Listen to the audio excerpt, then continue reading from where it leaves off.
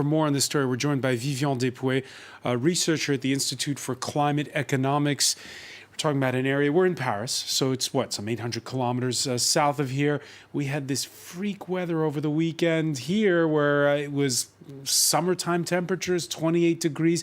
A high pressure system stuck over Central Europe is creating this strange weather this October.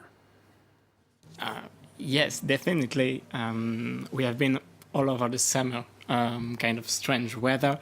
Then it's quite difficult to make direct connections between such events. We have been knowing and experiencing seasonal episodes, as your previous speaker was saying, in the region of Montpellier and Narbonne in the south of France for years.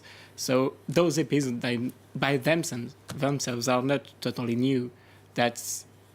But we know that we will experience more and more of them, and we are experiencing more and more of them, that's sure. All right, so there's the issue of climate change, and there's what Chris Bachman was describing, which is the issue of overdevelopment. It's been 26 years since what was the worst case of such flooding. It was further to the east in the Rhone Valley, 46 killed around Vaison-la-Romaine. And back then, it was said it was a scandal. People had built in floodable areas. Are we witnessing the same thing? Yes, part of the issue is because of how we are building.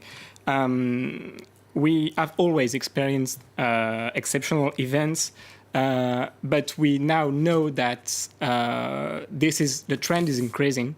It's more than 20% more in the last 60 years. And what scientists tell us is that it's very hard to explain without climate change.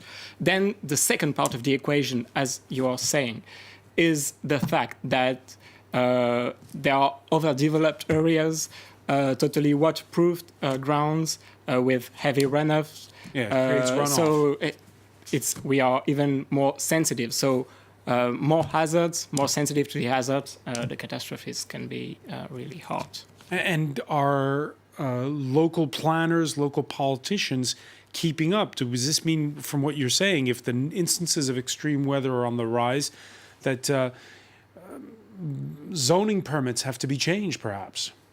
Can be part of the solution, yes. I really think that the main point with an event like this one is that we are talking a lot of the way the crisis is managed at the moment, and this is part of the question. But the actual question is, if it's not just an exceptional event anymore, if it becomes like business as usual, how can we collectively change our habits? So permits and the way we build can be part of the solution, yes. Vivian Depoues, what was your reaction last week when those UN scientists put out that report warning that the overheating of the planet is going faster than we thought? Actually, I was not really surprised, but I think this is really let's say, the last call for us. Their message is crystal clear. We are already experiencing climate change. It gets material, and I think this kind of events are the kind of illustration we can expect. That's part of it.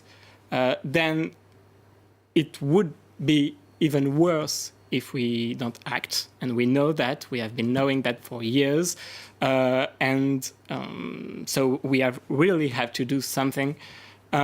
We still can do something, and I think the last part of this equation is we also have to start adapting to this kind of consequences we are already experiencing. Vivian Depoues of the Institute for Climate Economics, thank you for stopping by our studio.